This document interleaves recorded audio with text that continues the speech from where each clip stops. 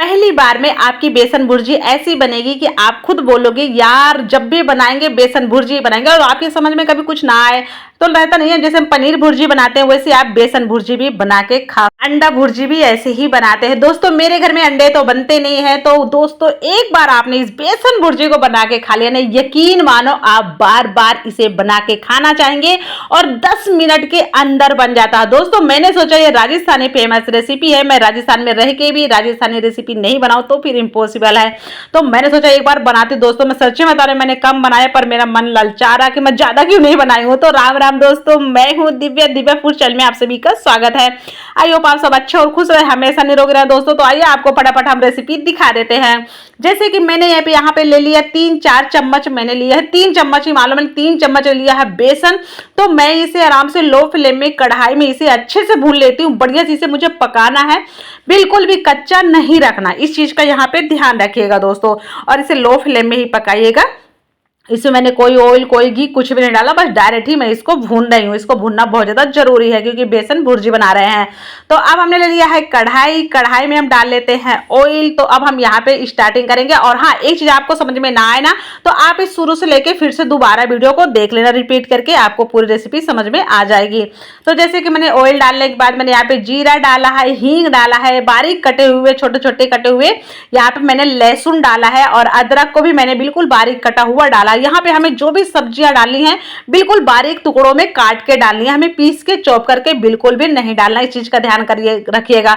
तो जैसे यहाँ पे मैंने प्याज भी लिया है, बिल्कुल छोटे छोटे पीसेज में काट के इसको मैंने डाला है, पीस के बिल्कुल भी मत डालिएगा। अब आती है हरी मिर्ची की बारी दोस्तों। तो हम यहाँ पे मिर्ची भी हरी ऐड कर देते हैं। तो दोस्तों तीखी मिर्ची नहीं है इसलिए मैंने बहुत सारे डाल दी है, थोड़ी 1-2 मिर्ची तीखी है, बाकी तो नॉर्मल है दोस्तों। तो इसे भी हमें अच्छे से बढ़िया पकाना है, कोई सब्जियां हमें जलानी नहीं है, इस चीज का पूरी तरह से ध्यान रखिएगा दोस्तों। तो यहाँ पे हमने बारीक कटा हुआ हमने टमाटर भी डाल दिया है। तो एक टमाटर ले लिया था बड़े साइज का, उसको भी हमने बारीक काटा है, कुछ भी यहाँ पे पीसिएगा बिल्कुल भी मत।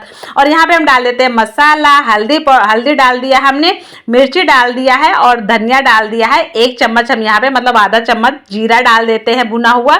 और नमक स्वाद अनुसार डाल देते हैं क्योंकि भुर्जी बना रहे हैं ना, तो नमक थोड़ा कम ही रखिएगा, कम ज्यादा ना हो जाए, इस चीज का ध्यान रखिएगा दोस्तों। यहाँ पे तो हम इसे आराम से थोड़ा सा पकाते, थोड़ा सा क्या इसको हम पकने देते हैं। चाहे आप यहाँ पे ढक के भी इसको पका सकते हैं, कोई दिक्कत नहीं है, परंतु मैं इसे ऐसे ही पका रही हूँ।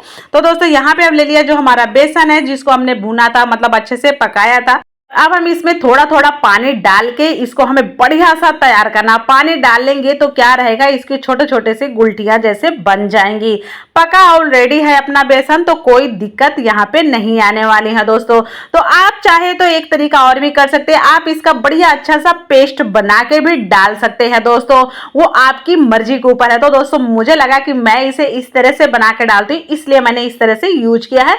आप आराम से इसमें पानी डाल के पेस्ट बना के डाल सकते हैं, कोई दिक्कत नहीं है, आपकी भुर्जी ही बनके तैयार होगी, आप टेंशन मत लीजिएगा। तो ये रेडी हो चुका है दोस्तों।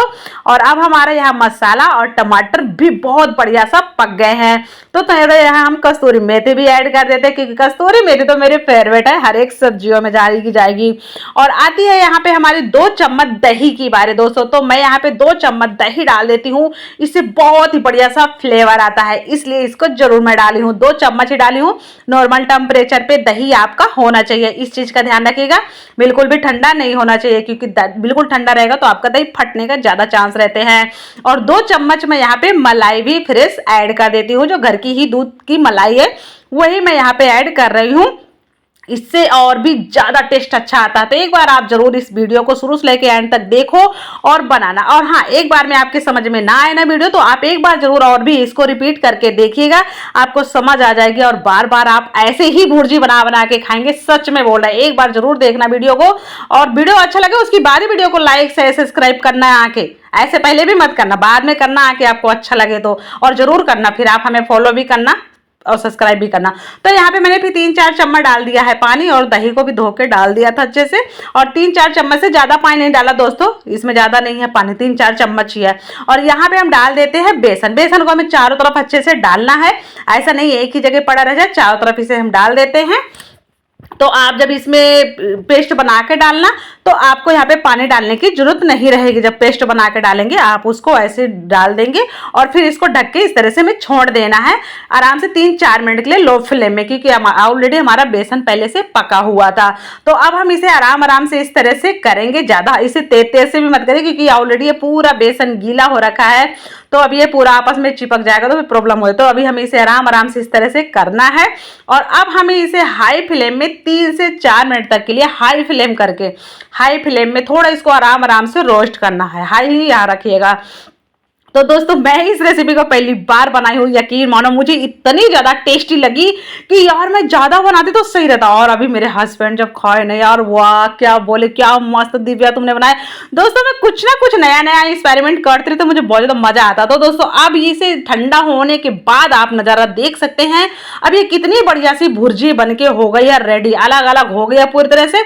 आप इसको रख दीजिएगा, ठंडा होने दीजिएगा, फिर ठंडा होने के बाद आप इसे सर्व करिएगा। देख सकते हैं बढ़िया भुर्जी पूरी तरह से बन के हो गई है रेडी। अब आप बताना खा के और बना के वीडियो अच्छा लगे तभी चैनल को सब्सक्राइब और वीडियो को लाइक और शेयर